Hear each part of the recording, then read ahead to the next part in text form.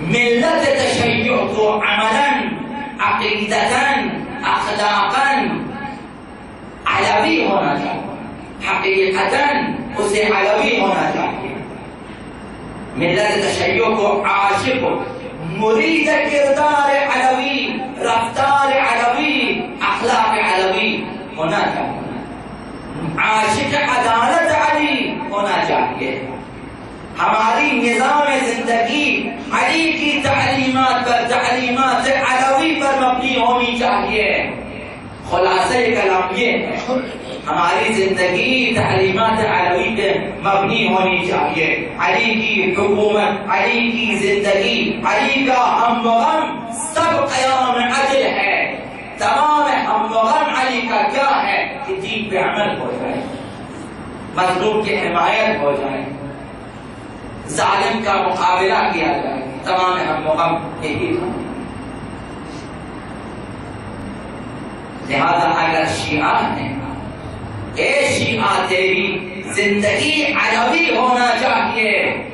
تاریخ بشر میں روحانی کمالات کی آخری منزل پہ فائز ہونے والوں میں علی شامل ہے۔ شاید سابقون میں بھی اولین علی ہے۔ ایسی ہستی ہے، اسے فراموش نہ کریں۔ سب کے لیے نمونۂ عمل ہیں۔ ہم علی کی تعلیمات پہ عمل کر کے آرزوئے انبیاء کو برآوردہ کر سکتے ہیں۔ ہم علی کی تعلیمات پہ عمل کر کے آرزوئے شہداء و ائمہ و تمام آرزوئے بشریت کو ہم عملی جامہ پہنا سکتے ہیں۔ آرزوئے انبیاء و اوصیاء و بشریت کیا ہے؟ حکومت عدالت الہیہ کا قیام، سماجی انصاف کا قیام ہے، مدینہ فاضلہ کا قیام ہے، جس کے لیے ہمارے امام زمان تشریف لائے۔ ہم اس کے لیے کام کر سکتے ہیں اگر امیر المومنین کی تعلیمات پہ عمل کیا جائے۔ علی کی فردی زندگی ایمان و تقویٰ و شجاعت کا نمونہ ہے۔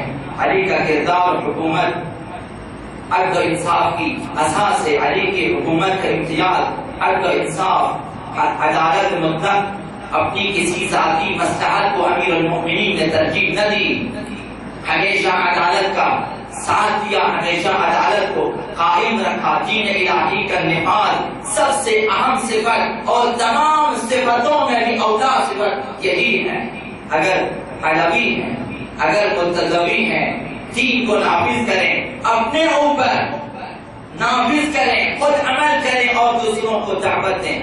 یہ دو چیزیں ہماری اولین ذمہ داری ہے۔ جہاں خود سازی کریں، دوسری ذمہ داری معاشرہ سازی۔ تمام ہم مقام علی یہی ہے، خلاصہ عزاداری یہی ہے۔ علی کی زندگی اسی مہم میں گزری کہ دین کو نافذ کیا جائے، اپنے اوپر انسانی معاشرے میں دین نافذ کیا جائے، اپنے اوپر کے معاشرے میں۔ اگر آپ ایسا کریں گے تو آپ کی زندگی علوی زندگی ہوگی۔ آئیں شب قدر میں علی کو یاد کریں اور خدا سے عہد کریں کہ خدا بندہ میں علوی زندگی گزارنا چاہتا ہوں، میرا وعدہ ہے کہ میں دین پہ عمل کروں گا اور عمل کی تلقین کروں گا۔ علی کی مظلومیت یہی ہے کہ علی کے ماننے والے دین کو نہ پڑھیں، دین کو نہ سمجھیں، عمل نہ کریں، دوسروں تک نہ پہنچا دیں۔ یہ علی کی مظلومیت ہوگی۔ علی کو آئینہ بنا دیں اپنے کردار کے لیے، آئینہ بنا دیں اپنی عملی زندگی کے لیے۔ علی کو صرف نعروں میں نہ رکھیں، نکالیں۔ علی کو صرف شعروں میں نہ رکھیں، نکالیں اپنی عملی زندگی میں۔ علی کو اپنی عملی زندگی میں شامل کریں کہ ہر دیکھنے والا کہے کہ یہ علوی ہے، اس کی رفتار علوی ہے، کردار علوی ہے، گفتار علوی ہے، اخلاق علوی ہے، اس کا اٹھنا بیٹھنا علوی ہے۔ اگر علی کو صرف شعروں میں رکھیں، نعروں کیا ہے علی کو نکالیں، ان چیزوں سے نکالیں، آئیں اپنی عملی زندگی میں علی کی تعلیمات کو معاشرے میں عام کر دیں، تعلیمات علوی کو عام کر دیں، علی کی وصیتوں کو، اس قدر امیر المؤمنین کے فضائل اور اس قدر علی کی تعلیمات ہیں کہ ہم ساری عمر بھی اگر زحمت کریں ہم ایسا نہیں کر سکتے، ہم سب کو اکٹھا نہیں کر سکتے، اس قدر زیادہ ہمارے پاس ہیں اور ہم بے نیاز ہیں اس حوالے سے۔ صرف نیاز کس چیز کی ہے؟ نیاز مندی یہ ہے کہ ہم اپنا علی کو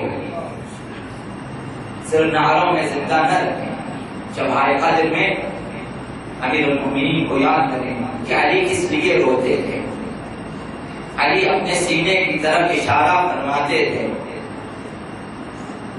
کہ وَإِنَّهَا هُنَا لَعِلْمًا جَمًّا، یہاں علم کا ٹھاٹھے مارتا سمندر ہے، مگر کوئی قابل ملے نہیں ملے کسے دے، اس لیے روتے تھے علی۔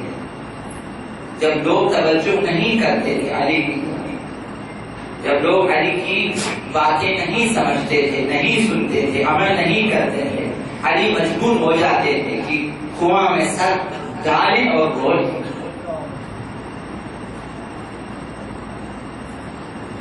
کبھی کبھی علی پنجہ مارتے تھے، زمین پہ زمین پھینک دیتے تھے، اس قدر غصہ تھا۔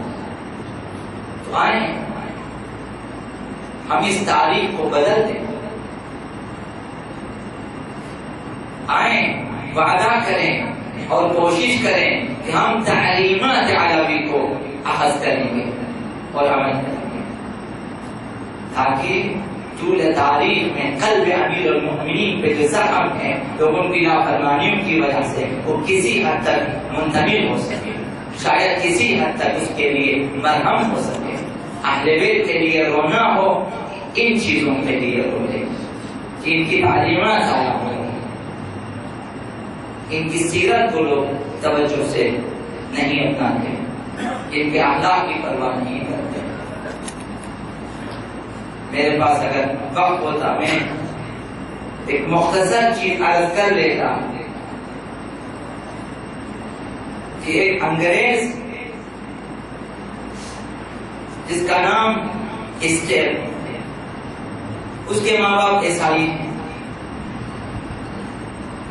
مختصر عرض کرتا، قرآن خریدا اس نے کسی کو کس طرح سے، مسلمانوں نے لگا دیا سوئٹزرلینڈ میں یا روس میں کہیں، اس نے دیکھا قرآن میں، اس سے پہلے تمام تر تعصبات اس کے ذہن میں ہیں، اس نے ٹکٹ دیا سفر کرنا ہے دوسرے شہر میں، کہا راستے میں پڑھ لوں گا، اگر اچھا تھا ٹھیک، ورنہ میں کسی نالی میں ڈال دوں گا اسے، مسلمانوں کا قرآن میں اٹھا لیا، راستے میں پڑھنا شروع کیا، پہلی آیت کو پڑھ لیا، الف لام میم ذالک الکتاب لا ریب فیہ، ہنسنا شروع کیا، یہ کیسی کتاب ہے، دعویٰ دے اس کا اس میں کوئی شک نہیں،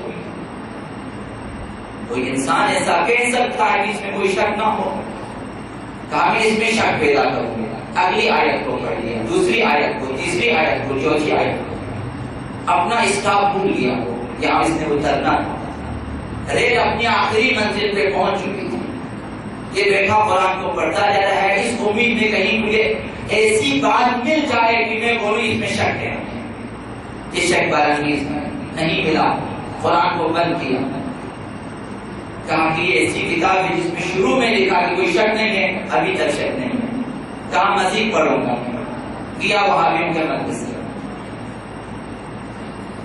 مدرسے میں گیا، 3 سال کے لگ بھگ سبق پڑھا،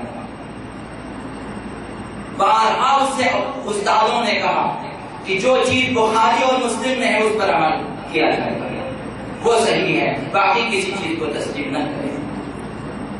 جب یہ اس نتیجے تک پہنچا، سیدہ کونین کے بارے میں استاد سے پوچھا کہ جو چیز بخاری اور مسلم میں ہے وہ صحیح ہے، کہا صحیح ہے، پھر لکھا ہے کہ فاطمہ سیدہ نساء العالمین ہے، یہ بخاری مسلم میں، کہا پھر سوال یہ ہے کہ اسی بخاری اور مسلم میں لکھا ہے کہ من مات ولم يعرف امام زمانه مات میتۃ جاہلیہ، جو بغیر امام زمان کے مرتا ہے اس کی معرفت کے بغیر وہ جاہلیت کی موت مرتا ہے۔ ممکن نہیں ہے کہ رسول کی بیٹی جاہلیت کی موت مری ہو، کیونکہ سیدہ نساء عالمین ہے، بخاری کہتا ہے۔